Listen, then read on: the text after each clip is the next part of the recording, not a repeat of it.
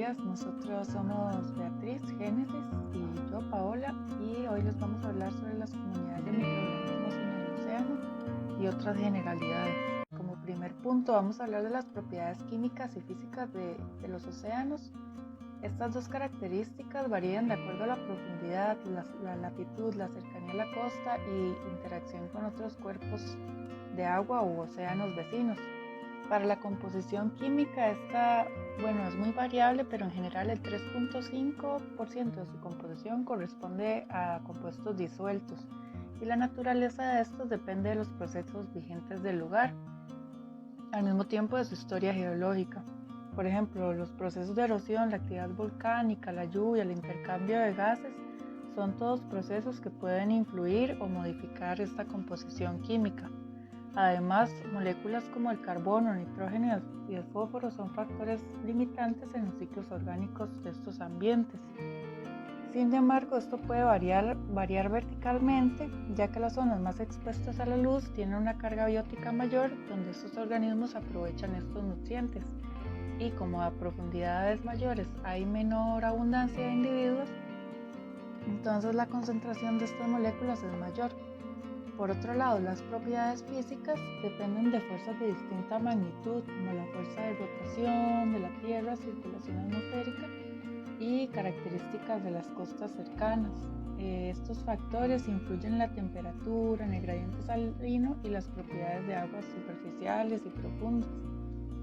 Estas propiedades marcan los nichos que habita cada especie y estos al mismo tiempo dependen del comportamiento de estas propiedades para su desarrollo. El siguiente es un cuadro de un estudio que se hizo donde se limitan los promedios para cada una de estas variables, como la temperatura, la salinidad, la presión y la densidad. Entonces, como vemos, sí hay un promedio general para estas características.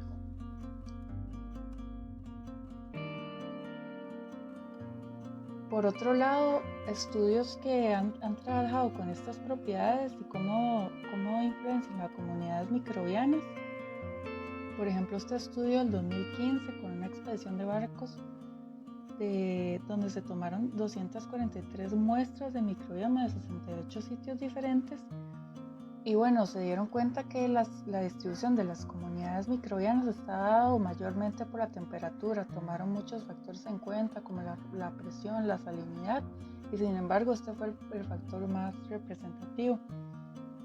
Las muestras todas presentaron una alta abundancia de clados como de alfa-proteobacteria y gamma-proteobacteria, y también los filos de cianobacterias, de ferribacterias y tauarqueota fueron uno de los más abundantes. Un punto importante y muy llamativo de este estudio es que se vio una mayor diversidad y menor abundancia a mayor profundidad a la que se tomaron las muestras. Y a continuación vamos a ver un pequeño video de cómo es esta dinámica de las propiedades químicas y físicas de los océanos y su relación con los componentes bióticos, es decir, con los organismos que habitan estos sitios. Es en los océanos donde ocurre la mayor parte de la productividad primaria del planeta. Para entender cómo ocurre esta productividad primaria, utilizaremos el ejemplo del fitoplancton, el cual vive en aguas superficiales y vive y se reproduce utilizando la luz del sol. Estos son organismos claves en la cadena trófica, ya que sirven de alimento para diversos invertebrados que a su vez son el alimento de otros organismos más derivados. Sin embargo, más allá del fitoplancton, existen otros organismos que son claves para el mantenimiento de esta red y que por mucho tiempo se mantuvieron ignorados. Estos organismos corresponden a los microbios, los cuales están ampliamente distribuidos y tienen una diversidad muy alta. Sobresalen en este grupo las bacterias, las cuales en su mayoría las marinas son gram negativas y con movilidad flagelar. Dentro de los géneros más comunes podemos encontrar Pseudomonas, Vibrio, Spirillum, los cuales también se encuentran en las zonas terrestres. Sin embargo, cada vez son más los géneros que se conocen, donde en una sola cucharadita podemos encontrar más de 1 millón diferentes. Entonces, ¿cuál es el papel que estos organismos juegan en la gran cadena trófica? Vamos a verlo. Como se observó inicialmente, del fitoplancton se alimenta el zooplancton. Al masticar el fitoplancton, libera muchos residuos, los cuales son aprovechados por los distintos microbios. De esta forma, sus organismos absorben estos residuos y los utilizan a su favor. De otra forma, estos residuos quedarían dispersos en el agua y llegarían a formar parte de la materia orgánica disuelta. De forma similar, cuando un virus oceánico ataca un fitoplancton y se completa su ciclo, se da la liberación de los viriones, ocurre también la liberación de todos los compuestos que se encuentran dentro del fitoplancton, los cuales también son aprovechados por los distintos microbios que habitan en el océano. Los microbios también son capaces de aprovechar las sustancias excretadas por otros seres unicelulares. Esto le da otro nivel de complejidad a la gran cadena trófica que hemos estado viendo.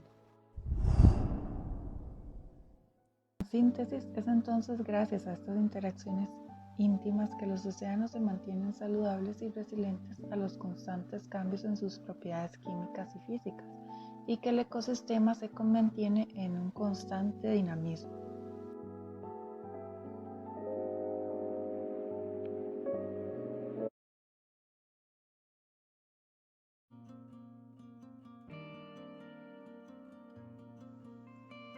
Una característica llamativa de las células de los grupos de Proteobacteria más abundantes en el océano, SAR-11 y SAR-86, y de la cianobacteria Prochlorococcus, es que son de tamaño pequeño y de complejidad baja. Este fenómeno se conoce como streamlining, que en español se traduce como optimización. Sus genomas son reducidos y se cree que el beneficio que esto trae es la disminución de costos por replicación. Sin embargo, requieren de un rango inusual de nutrientes y, por ende, complejas interacciones bioquímicas. En cuanto a SAR-11 y SAR-86, se conoce que ambos grupos tienen una distribución cosmopolita. Sin embargo, no son organismos generalistas. La población global estimada de SAR-11 es de 2.4 por 10 a la 28 células, aproximadamente un 25% del plancton. Este grupo oxida el carbono y tiene la habilidad de producir varios compuestos orgánicos volátiles, que se difunden hacia la atmósfera, como el CO2 y metano. Además, se ha demostrado que en algunos sitios representan un 50% de la asimilación de aminoácidos. En cuanto a SAR-86, este es un quimioterótrofo que utiliza proteorhodopsina para generar ATP. Además, por otros estudios de su genoma, se relaciona a la degradación y captación de lípidos. Por ende, se menciona que existen suficientes diferencias metabólicas entre estos grupos para que su competencia por recursos sea mínima. En aguas superficiales, células de Prochlorococcus componen más del 98% de las partículas que contienen clorofila, mientras que las células de Synechococcus apenas un 1%. Sin embargo, la abundancia anual de Pleurococcus es de 2.9 por 10 a la 27 y de Synechococcus es de 7 por 10 a la 26 células. Prochlorococcus se encuentra desde la superficie hasta los 150 metros, entre los 45 grados norte y 40 grados sur. Se cree que no está presente en aguas con temperaturas menores a los 15 grados. Synechococcus, por otro lado, se encuentra distribuido en zonas costeras y la región subpolar. Ambas especies realizan funciones clave en el aporte de carbono fijado hacia grupos tróficos más altos. Se estima que son responsables de entre un 25 y 80% de la productividad primaria marina. Menos del 1% de los hongos estudiados derivan de un ambiente marino. Sin embargo, se encuentran desde la interfase aire-superficie del mar hasta kilómetros de profundidad. La característica osmotrófica de los hongos determina su ecología en el mar. Estos usualmente requieren de un sustrato al cual adherirse, por lo cual se pueden encontrar en madera sumergida, granos de arena, sedimento, algas, animales vivos y restos de los mismos, así como plancton. Y se cree que contribuyen en gran medida a la descomposición de algunos de estos sustratos. Uno de los grupos más abundantes en el mar es el Ascomycota, y se ha descrito la importancia de algunos de estos géneros en relación a la degradación de testa de foraminíferos y otras estructuras calcáreas, como la de Cirripedios. Entre estos se puede mencionar al hongo Arenaryomyces. Además, varios hongos del grupo Ascomicota, Basidiomycota y Chytridius son endolíticos y están asociados a muchos géneros de coral, como por ejemplo el hongo Ostracoblave.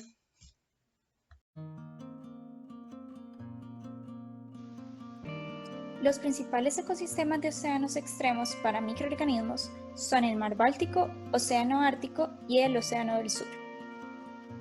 Normalmente estos océanos se encuentran total o parcialmente congelados, por lo que presentan hielos distintos. Tienen el hielo del primer año, que tiene un mayor número de microorganismos, pero menor riqueza que el hielo de múltiples años, que es aquel hielo que no es estacional, sino que es más grueso. Ambos presentan diversidad distinta de microorganismos. Entre los microorganismos principales de este hábitat están las microalgas. Su comunidad en el hielo polar está dominada por diatomeas, que tienen la mayor biomasa y riqueza. Son aproximadamente 170 especies, incluyendo Knitsia, Navícula, entre otras. También el mar Báltico, por su baja salinidad, tiene gran presencia de estas protistas. Las bacterias habitan en el hielo polar. Están las alteromonadales, que son de Gamma-proteobacteria, y flavobacteriales, de Bacteroidetes. Se ha demostrado que los otus de bacterias son más variables en hielo estacional, este hielo por año, y con comunidades relacionadas a la temperatura que aquellas bacterias de hielo de múltiples años. Para las arqueas, estas se encuentran en otoño o en invierno el género Nitrosopumilus, que tiene gran capacidad de realizar los procesos de nitrificación. Para bacterias arqueas de la columna de agua de hielo, las taxas dominantes son Nitrosopumilus, Pelagibacter, Flavobacteriales y Oceanospirillacea. En cuanto a los hongos, el análisis de secuencia de ADN ha demostrado que existe una gran distribución de hongos en el Océano Ártico.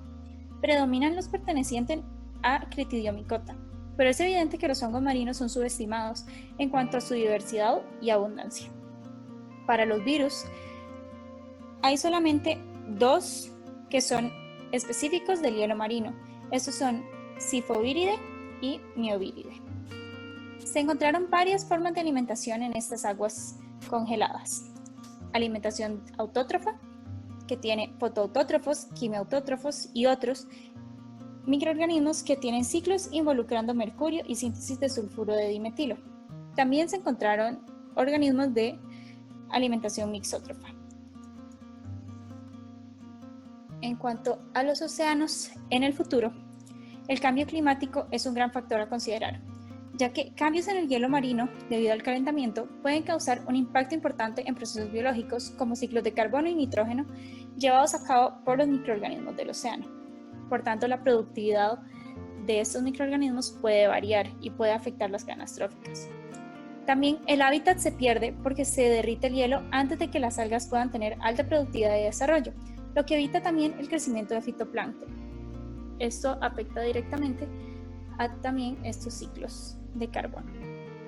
También se puede dar una estratificación en la columna de agua debido al calentamiento, lo que reduce la circulación de nutrientes y esto perjudica el desarrollo de los microorganismos y afecta las diversas cadenas tróficas del océano. Muchísimas gracias por su atención. Abrimos espacio para preguntas.